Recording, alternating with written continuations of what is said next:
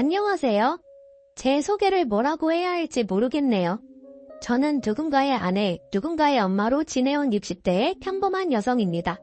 변변한 직업이나 소개할 만한 특이사항이 없어 그저 가족들 뒷바라지로 희생하며 살아온 대한민국의 평범한 주부이겠네요. 그런 제 나이도 벌써 60이 넘었고 이 나이에 딱히 낙이 뭐가 있겠어요. 그저 자식들 사는 것, 손주 재롱이나 보는 게 그나마 낙이라면 낙이겠죠? 젊은 시절에 그저 남편과 자식들 잘 되기만을 바라며 뒷바라지하던 저였는데 어느새 자식들도 다 자라 내 품을 떠나고 이제는 뭘 해야 할지 모르겠네요. 몇 년 전까지도 제게는 숙제 같은 마지막 바람이 하나 있었습니다. 바로 제 막내 아들의 혼사였죠.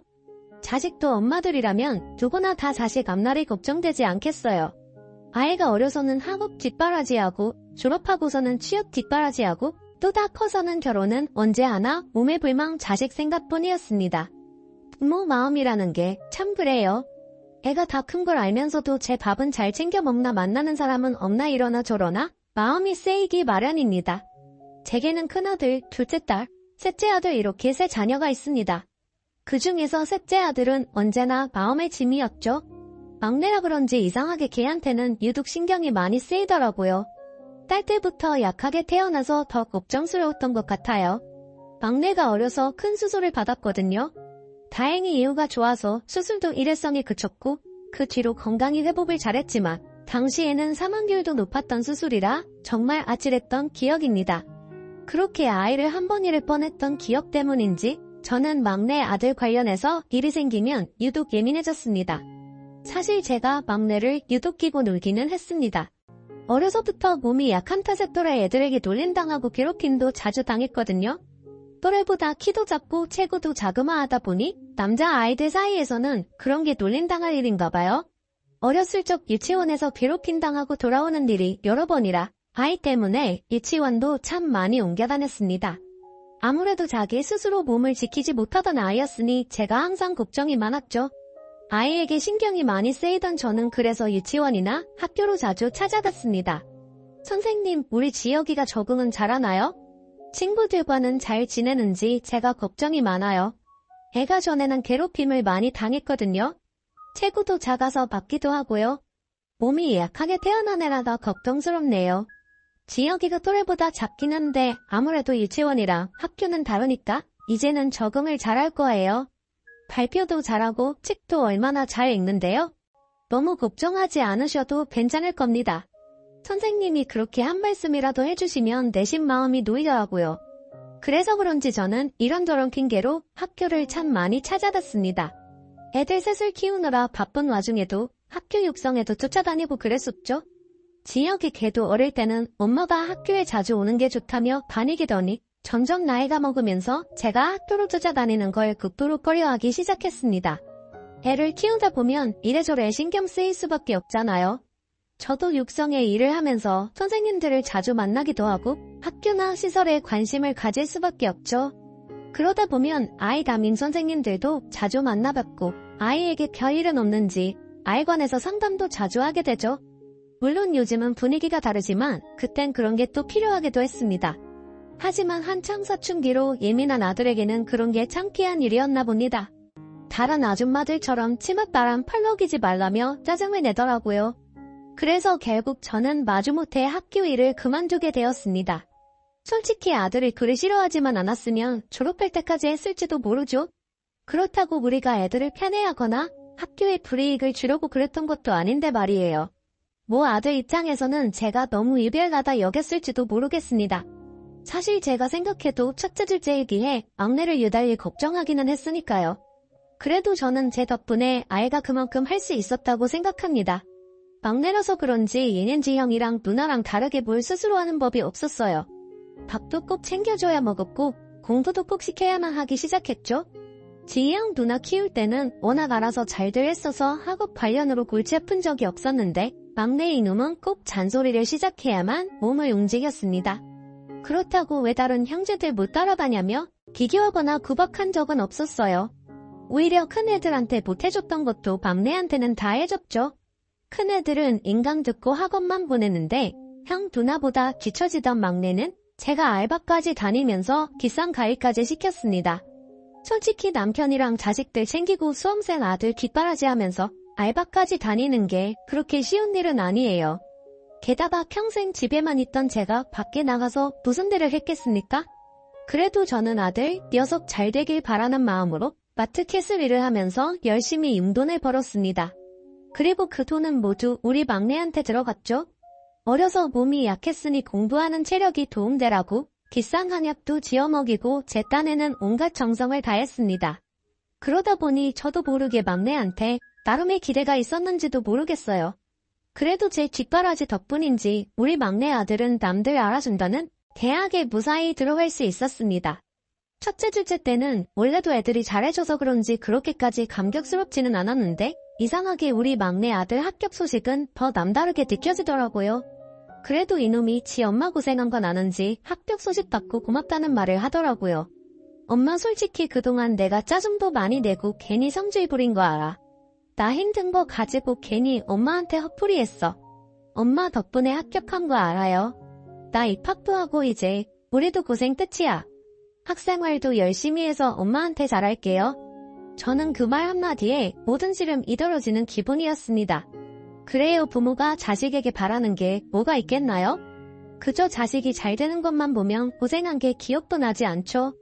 그렇게 무사히 대학에 들어간 아들은 그 뒤로도 학교 생활을 잘했습니다.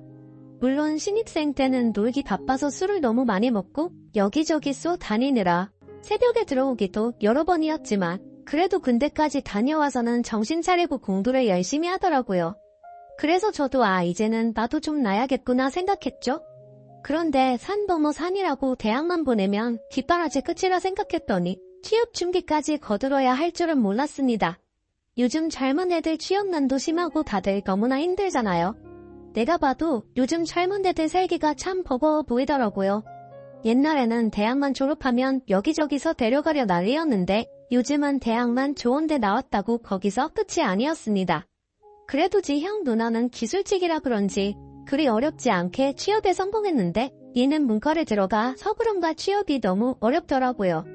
애가 매번 열심히 취업 준비하는데도 번번이 떨어지는 걸 보는 부모 심정도 애가 탑니다. 그래도 제일 힘든 건 자기겠죠?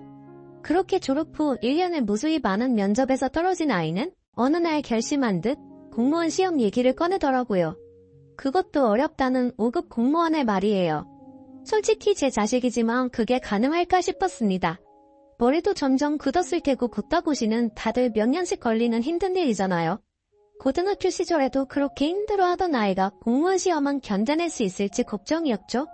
그래도 아이의 선택이니 어쩌겠나요?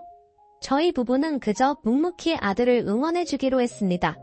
그렇게 저는 또 수험생 뒷바라지를 시작하게 되었어요. 아이가 큰 마음을 먹은 건지 아예 학원 근처 고시원을 얻어서 나가겠다고 했습니다. 그래서 저는 집에서 음식을 하다가 매일 고시원으로 들고 이고 날랐죠. 엄마가 해줄 수 있는 게 그런 것밖에 없어서 미안하기만 하더라고요. 아들이 시험 준비를 하는 동안 저희는 매번 시험 결과가 어떨지 조마조마한 심정이었습니다. 저는 늘 귀를 열고 다녔습니다. 다른 수험생들은 어떻게 사는지 시험 유형은 어떤지 여기저기서 정보를 모으고 다녔습니다. 엄마로서 그 정도는 도와야 한다 생각했어요. 그렇게 제 아들은 꼬박 3년을 죽은 듯이 노력했습니다. 그동안 내가 늘어져 쉬는 걸 못 봤거든요. 덕분에 아들은 3년 만에 원하던 결과를 얻을 수 있었죠. 남들은 아무리 못해도 몇 년은 걸린다던데 우리 아들이 3년 만에 합격을 해서 얼마나 감격스러웠는지 모릅니다. 온 가족이 막내의 합격 소식에 기뻤어요. 막내 아들이 시험 준비를 하는 동안 그 사이 첫째 아들과 둘째 딸은 벌써 결혼을 했고 우리 큰며느리는 아이까지 낳았네요. 그동안 이래저래 자식들 뒷바라지로 바쁘기만 했는데 그래도 막내가 합격한 뒤에는 저도 여유가 생긴 덕분에 다니던 성당에도 더 자주 갈 수 있게 되었네요. 사실 저는 오래전 아이들이 수험생일 때부터 성당을 다니기 시작했습니다. 그것도 다 애들 잘 되라고 기도해보려 하다가 다니게 된 거죠. 그렇게 오래전 지인 따라서 다니게 된 성당 생활이 벌써 10수년이 되었네요. 그동안은 자식들 뒷바라지의 생활이 바쁜 탓에 그저 기도만 드리고 이사만 보고 나오는 게 다였지만 여유가 생긴 뒤로는 저도 성가대 활동에 관심이 가더라고요. 예전부터 저는 찬송하는 게 참 즐거웠습니다. 별것 없는 제 인생의 작은 낙이었달까요? 노래를 그리 잘하는 편은 아니지만 성당에서 10년 넘게 찬양을 하다 보니 열정만큼은 남부럽지 않았어요. 그러던 참에 감사하게도 성가대에 들어갈 기회가 생겼습니다. 저는 매주 연습에 빠지지 않으며 성가대 연습을 참 열심히 했습니다. 그렇게 성가대 연습을 하던 차에 그 자매님을 보게 되었죠. 그 자매님은 우리 막내 아들 또래의 아주 참한 아가씨였습니다. 저희 여신도 성가대 피아노 반주를 해주는 자매님이었어요. 그런데 이번에 반주하시는 자매님은 못 보던 분 같은데 누구죠? 청년부에 새로 들어온 자매님이시래. 얼마 전부터 우리 성당 나온다 그러더라고. 참하고 아주 착해 보이지? 어린이집 교사 일을 한다 그러더라. 얼굴도 예쁜데 마음도 예쁜지 바쁜 와중에 무료봉사도 하고 말이야. 다른 신도의 말 맞다나 그 아가씨는 참 곱고 참한 아가씨였습니다. 하얀 손가락으로 찬양을 반주할 때마다 괜히 눈길이 가더라고요. 게다가 저는 어린이집 교사라는 것이 참 마음에 들었습니다. 이건 참 나쁜 버릇이지만 집에 미혼 아들이 있다 보니 또래 아가씨들을 보면 괜히 눈길이 더 가더라고요. 연애한 자식들이 알아서 해야 할 일이지만 엄마들 마음은 또 그렇지 않았죠. 어디서나 좋고 창한 아가씨가 보이면 우리 아들 엮어주고 싶더라고요. 그래서 저도 청년부 자매님들을 자주 눈여겨봤는데 이전에는 눈에 들어오는 아가씨가 통 없더니 그 아가씨는 한눈에 제 마음에 들더라고요. 내 욕심인 건 알면서도 은근히 내 아들과 맺어주고 싶은 마음이 들었습니다. 그런데 내 눈에 좋아 보이는 건 남들 눈에도 좋아 보이는 건지 저 말고도 그 아가씨를 탐내는 사람들이 많더라고요. 다들 저같이 미혼 아들을 둔 엄마들이었어요. 덕분에 그 아가씨에 대한 얘기도 자주 듣게 되었어요. 반주하시는 자매님 아직 미혼이래? 반지 낀 건 못 본 것 같은데? 미혼도 미혼인데 원래 수녀님이 되고 싶었던 모양이다. 뭐 사정이 있는지 지금은 그냥 교사하지만 그래서 그런가? 그 나이에 여태 연애 한 번 못했대? 요즘 저런 순수한 아가씨가 별로 없잖아? 다들 연애 몇 번씩은 했을 텐데 말이야. 요즘 세상에 여자가 연애한다고 흠은 아니지만 그래도 남자를 모른다니 개신도 마음에 들더라고요. 우리 아들도 여자를 잘 모르니 더 어울린다 생각했는지 모르겠네요. 아무튼 그러다 보니 여기저기서 그 아가씨한테 자기 아들 한번 만나보라며 말들이 많았던 모양입니다. 성거대 연습이 끝나기 무섭게 아줌마들이 다 거기로 쫓아가서 자기 아들 사진 보여주고 난리더라고요. 저도 거기서 가만히 있을 수 없었죠. 자매님 매번 반주하느라 고생이 많아요. 바쁠 텐데 시간 빼서 이러는 게 쉽지 않을 텐데 젊은 사람이 참 대단하네요. 이거 별거 아닌데 집에 가져가서 먹어요. 집에서 만들었는데 너무 많아서 그래. 아니에요. 저도 즐거워서 하는 건데요, 뭘. 이런 거 안 주셔도 괜찮은데 주신 건 감사히 잘 먹겠습니다. 아가씨는 피아노도 잘 치고 예쁜데다가 거기다 감사하는 마음까지 아주 괜찮은 아가씨였습니다. 그 뒤로도 저는 그 아가씨와 대화를 나누려 무척 애를 썼습니다. 그러면서 집에서는 막내 아들에게 결혼 안 하냐 노래를 불렀죠. 지여봐, 너 요즘 만나는 사람 있니? 아, 왜 또 결혼하려고 하게? 나 당분간 연애 생각 없어. 아직 정응하기도 바쁜데 무슨 연애야. 얘는 바빠도 다들 할 건 한다.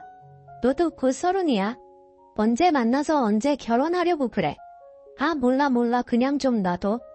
저는 혹시나 아들 녀석이 만나는 사람이라도 있을까 했더니 아니나 다를까 아들 놈은 연애할 생각이 없어 보였습니다. 저는 하루빨리 막내 아들을 결혼시키고 싶은 마음에 결국 제가 앞장서기로 했죠. 그 뒤로 몇 달 동안 공들여 반주하는 아가씨와 친해져 보니 이 아가씨가 생각보다 더 괜찮은 청년이더라고요. 학창시절에도 모범생으로 공부와 봉사밖에 모르며 바르게 자랐고 지금은 유아교육과 나와서 어린이집 교사를 한 지도 벌써 몇 년이랍니다. 제가 어려서부터 보육원에 봉사를 다니신 어머니 덕분인지 저는 어릴 적부터 아이들이 참 예뻤어요. 제가 외동이라서 더 그랬던 것도 같고요. 아이들을 동생처럼 생각하고 돌보며 많은 보람을 느꼈죠. 거기가 성당에서 운영하는 보육원이라 수녀님들을 많이 접했는데 천사 같으신 그분들을 보며 저도 수녀님이 되고 싶다 생각했어요. 하지만 제가 하기에는 너무 큰일이더라고요. 그래서 비슷한 일을 찾다 보니 결국 어린이집 교사가 되기로 했죠. 역시 그 아가씨는 부모님도 참 대단하신 분들이셨네요. 부모님 덕분에 어려서부터 봉사에 힘썼고 지금도 여전히 봉사를 다닌답니다. 게다가 그 아가씨는 자기를 천지처럼 생각하는 아가씨였습니다. 그 옛날이나 지금이나 아이들 돌보는 게 그렇게 즐겁고 행복하다 그러더라고요. 이런 아가씨라면 자식을 낳아서는 얼마나 예쁘게 잘 기를까 그런 궁금증이 생기더라고요. 저는 알면 알수록 그 아가씨가 며느리감으로 너무 탐이 났어요. 그 뒤로도 서로 이런저런 얘기를 나누다 결국 우리 아들 얘기까지 하게 되었죠. 5급 공무원이라는 말에 그 아가씨는 화색을 띠더군요. 우리 아들 잘 나온 사진을 보여주니 그것도 마음에 들어하고요. 어때요? 괜찮죠? 얘가 그래도 날 닮아서 인물은 괜찮아. 내 아들이라 그래서가 아니라 진짜 괜찮은 앤데 얘가 여자를 몰라. 옛날에는 공부한다고 그러더니 지금은 또 일한다고 연애를 하네요.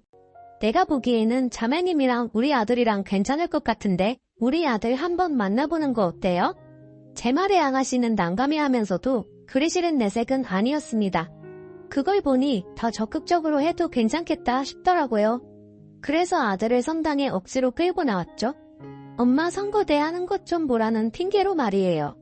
그렇게 제가 어렵게 자리를 만들어 두 사람을 만나게 했습니다. 둘이 만나고 별 느낌이 없으면 저도 깨끗이 접으려고 했습니다.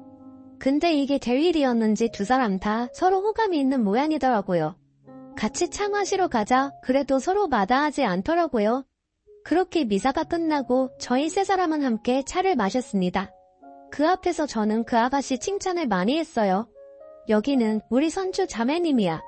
어린이집 교사 일을 하시는데 바쁜 중에도 틈틈이 우리 선고대 반주까지 하시잖니? 주말에는 또 여기저기 봉사 다니고 완전히 천사 같지 않으니? 별거 아닌 거려 뭐. 제가 할 수 있는 일을 하는 것뿐인데 이렇게 칭찬해 주시니 부끄럽네요. 아유 겸손하게까지 하고 내가 딸만 없으면 정말 내 딸 산보 싶을 정도로 괜찮은 아가씨야.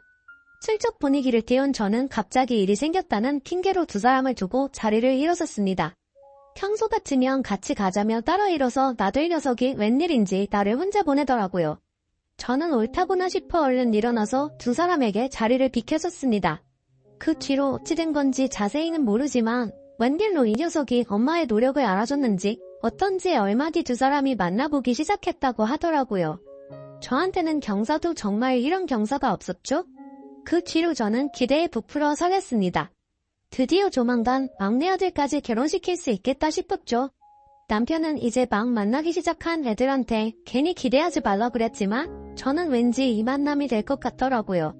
솔직히 요즘 세상에 그만큼 참하고 순수한 아가씨가 또 어디 있겠어요. 저는 무척이나 그 아가씨가 마음에 들었습니다. 그렇게 1년 정도 두 사람은 예쁘게 잘 만났어요. 가끔은 선주를 집에 데려오기도 하고 잘 아는 사이니 저랑 셋이서 함께 시간을 보내기도 했죠. 선주를 며느리감으로 점찍은 저는 결혼하기도 전부터 그 아이를 제 며느리처럼 대했습니다. 가족 모임이 있을 때면 놀러오라고 부르기도 하고 그의 생일까지 챙길 정도였어요. 심지어는 제가 나중에 막내 며느리 들이면 주려고 챙겨놓은 친정엄마 이품까지 미리 내어줬습니다. 그건 제가 정말 아끼던 진주 목걸이였어요. 저희 친정엄마가 결혼하면서 예물로 받으신 건데 제가 결혼할 때 저한테 물려주셨죠? 제가 아끼던 다이아 반지는 우리 큰 며느리 줬었고 다이아보다 값어치는 덜하지만 제겐 더욱 값진 의미가 있는 그 진주 목걸이는 꼭 막내 며느리에게 주고 싶었습니다. 어차피 결혼할 사이라 생각하니 미리 주는 것도 나쁘지 않겠다 싶더라고요. 어차피 둘이 결혼할 거 아니니 미리 받는다 생각하고 잘 챙겨도 어머 정말 예뻐요. 어머니 제가 이런 거 받아도 될까요? 너무 감사해요. 내 마음을 안아준 선주는 제 선물에 눈물을 보일 만큼 고마워하더라고요. 착하고 여린 나라 그런지 이런 작은 것에도 저를 큰 감동을 받는구나 싶어 제가 더 고마울 따름이었습니다. 그 애는 제가 해주는 것만큼 저한테 잘하는 애였어요. 정신없이 바쁠 텐데도 매번 빈손으로 오는 법이 없었죠. 게다가 손재주는 얼마나 좋은지 가게에서 돈 주고 쉽게 사오는 것도 아니고 꼭 손수 정성껏 만든 특별한 것들로만 챙겨오곤 했습니다.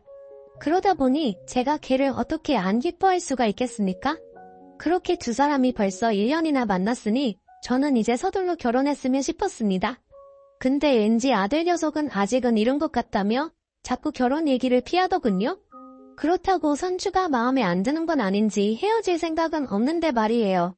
그럼 왜 결혼을 안 한다는 거야? 어차피 할 거 하루 빨리 하는 게 좋지 안 그래?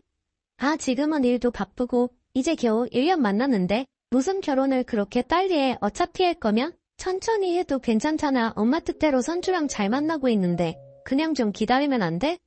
왜 항상 일을 급하게 하려고. 그래, 결혼은 알아서 할 테니까 그냥 기다려줘. 물론 지도 지 입장이 있겠지만 엄마인 저도 제 입장이 있죠. 기왕 지사 결혼할 걸 뭐하러 더 미루나 싶어 답답하기만 했습니다.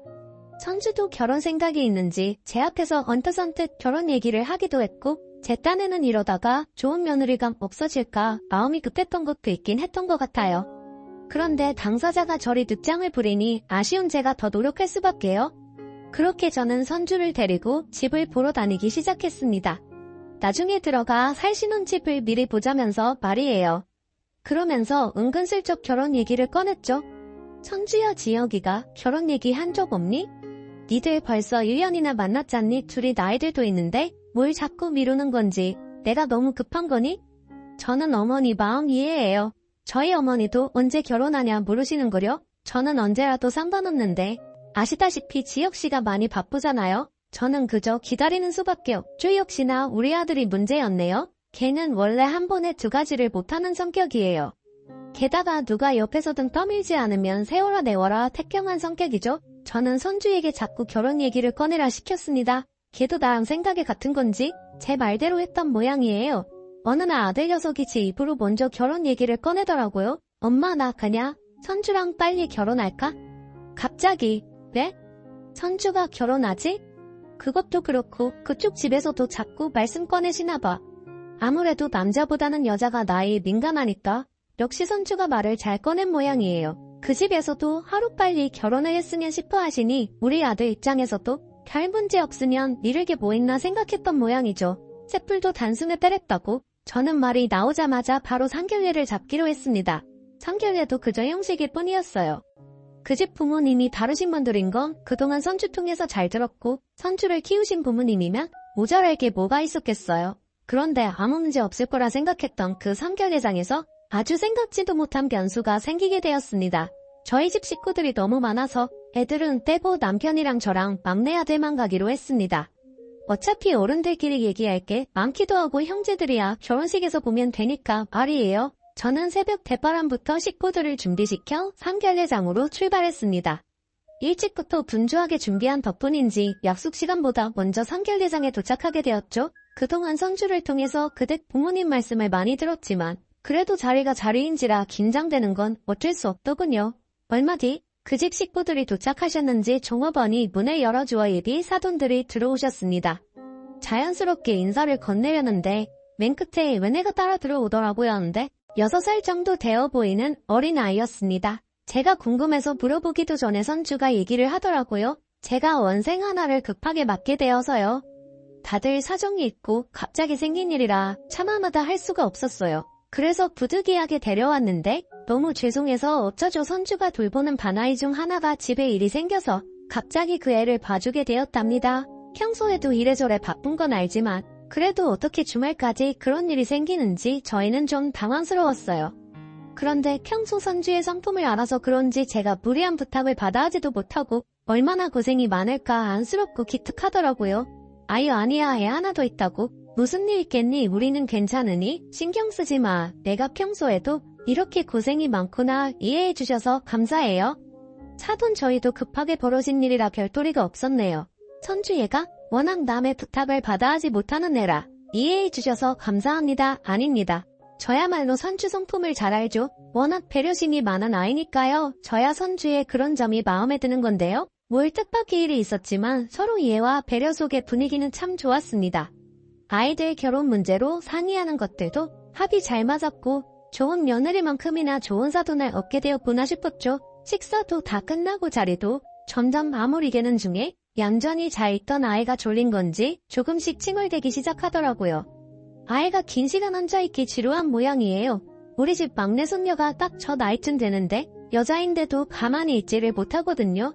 그래도 얘는 참 얌전하네요. 선생님한테 잘 배워서 그런가 아이의 교사인 선주는 아이를 안아서 달랬습니다. 그런데 칭얼대던 애가 갑자기 이런 소리를 하더라고요. 엄마, 나 집에 갈래? 순간 정적이 흘렀습니다. 나 혼자 잘못 들은 게 아닌지 남편과 아들의 얼굴을 보자 다들 당황한 기색이 역력하더라고요.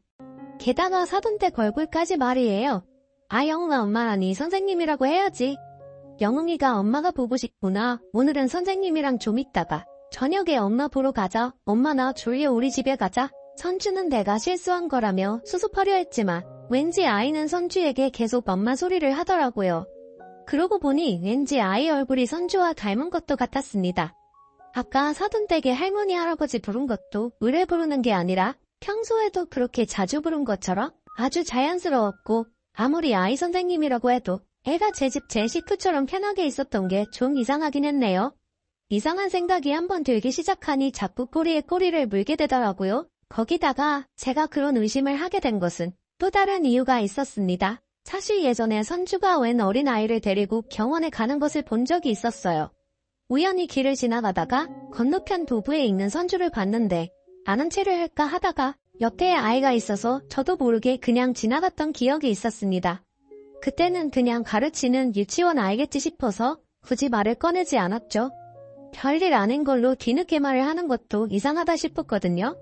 그리고 얼마 뒤에 또 그런 일이 있었습니다. 같은 아이인지는 모르겠지만 둘 다 남자아이였던 건 확실해요. 2번이나 그런 일을 보다 보니 궁금한 마음에 저도 결국 물어보게 되었죠. 제 물음에도 선주는 별일 아니라며 대수롭지 않게 얘기했어요. 아이요? 아마 저희 유치원생이었을 거예요. 가끔 시간 안 되는 부모님들 대신 제가 병원을 데려가기도 하거든요. 맞벌이 하시는 분들은 워낙 바쁘셔서 아이가 치과 검진에 가야 하는데도 시간이 안 나서 못 데리고 가시는 분들이 많으세요. 그래서 자주는 아니어도 가끔 그런 분들을 도와드리고 해요. 역시나 원생이를 도왔다는 말에 저는 정말 아무 의심 없이 넘어갔습니다. 평소에도 봉사를 다니고 아이들을 좋아하는 애였으니 그런 일이 뭐 대수롭겠어요. 그냥 휴일에도 쉴 틈 없이 그렇게까지 하는 게 힘들겠구나, 그 정도로 생각했죠. 그런데 그 엄마 소리를 듣고 보니 예전 그 일들이 그냥 지나갈 일들로 느껴지지 않더라고요. 그제서야 아차 싶었던 저는 선주에게 따져 묻기 시작했습니다. 선주야, 걔가 왜 자꾸 너한테 엄마라 그러니? 아가, 너 엄마 어딨어? 그러자 아이는 선주를 가리키며 엄마라 하더군요. 어머니, 아니에요. 애가 어려서 젊은 여자만 보면 다 엄마라고 그래요. 아마 지혁씨한테는 아빠라고 그럴걸요? 영웅아, 아빠 어딨어? 아빠 없어. 영웅이 아빠 없어. 커봐라, 너한테만 엄마라 그러잖니. 애가 대여섯 살이면 그 정도는 다들 구분하는데 무슨 소리 하는 거니? 미아해하는 제 말에도 걔는 끝까지 변명을 하더라고요. 그 일이 예산일이 아니다 싶었다. 저는 그대로 상견례장을 박차고 일어섰습니다. 사실 제 의심에 확신을 더한 건 예비 사돈댁 반응이었어요. 별것 아니라며 그냥 우선 엉기리를 잔뜩 긴장해서는 제대로 말도 못하고 애 입만 막으려고 그러더군요. 그건 분명히 뭔가 있다는 얘기였죠. 결국 그날 상견례는 엉망으로 끝이 나고 우리 세 식구는 참담한 심경으로 집으로 돌아갔습니다. 누구 하나 나서서 말할 수가 없었어요. 저야 내가 엮어준 아이니 할 말이 없었고 당사자인 아들도 충격이 컸겠죠. 선주는 할 말이 많은지 계속 전화가 오고 당장 찾아와 해명을 하겠다 하더군요. 그 애는 가족관계 증명서까지 떼서 제 앞에 들이밀었어요. 어머니, 무슨 오해하시는지 알아요. 영웅이가 제 애가 아닐까 생각하시는 거잖아요. 그런데 정말 오해세요. 애가 어려서 아무 말이나 하는 거예요. 이거 보세요. 저 가족관계에 아무도 없어요. 저는 너무 적극적으로 변명하는 것도 의심스러웠습니다. 이제 와서 그 애의 말을 고지고대로 믿을 수 없었다. 저는 결국 뒷조사를 해보기로 했습니다. 그런데 그 결과 정말 충격적인 사실들이 밝혀졌어요. 알고 보니 선주 걔는 제가 알던 그 순수한 아가씨가 아니었습니다. 걔네는 이미 이혼한 전적이 있는 이혼녀였어요. 상견례 때 데려온 아이도 친아들이 맞았던 모양입니다. 여기까지만 해도 너무 충격적인데 더 큰 충격은 따로 있었습니다. 심지어 그 이혼의 이유가 외도 때문이었답니다. 여자 쪽에서 바람이 나서 상관난 아이를 임신해서 이혼하고 그 아이를 여태 혼자 키우는 모양이더라고요. 호적은 어떻게 한 건지 가족관계 증명서에 왜 아무 기록이 남지 않았는지는 모르죠. 요즘 같은 세상에 그런 서류 한 장 만드는 게 무슨 어려운 일이겠어요. 이럴 줄 알았으면 처음부터 제대로 알아보는 건데 사람 말을 고지고대로 믿은 게 일이 큰 실수였을 줄은 몰랐습니다. 걔는 처음부터 우리를 철저히 속인 거였어요. 그동안 내가 봐왔던 사람은 누구였을지 저는 정말 큰 충격에 빠졌습니다. 결국 제 실수로 제 아들까지 큰 상처를 입고 말았네요. 모든 것을 알게 된 우리는 결국 파원을 통보할 수밖에 없었습니다. 그런데 그 애는 모든 게 다 밝혀진 마당에도 미련이 남는 건지 절 붙잡고 애원하더라고요. 어머니 죄송해요. 말하지 못한 건 정말 제 잘못이에요. 하지만 제 입장도 좀 생각해주세요. 그런 기미를 가지고 제가 어떻게 새로운 인연을 맺을 수 있었겠어요. 저 지역씨 정말 사랑해요. 애가 문제라면 저 애도 포기할 수 있어요.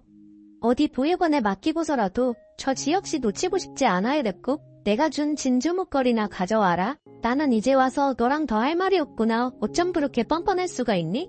저는 그 애의 그런 마음가짐이 더 소름 끼쳤습니다. 그동안 누구보다 아이들을 사랑하고 아끼는 줄 알았던 애다. 어떻게 재혼하겠다고 지가 낳은 애까지 저를 쉽게 내팽겨치겠다 말을 하나요? 차라리 처음부터 솔직했더라면 이 정도로 충격적이지는 않았을 것 같습니다.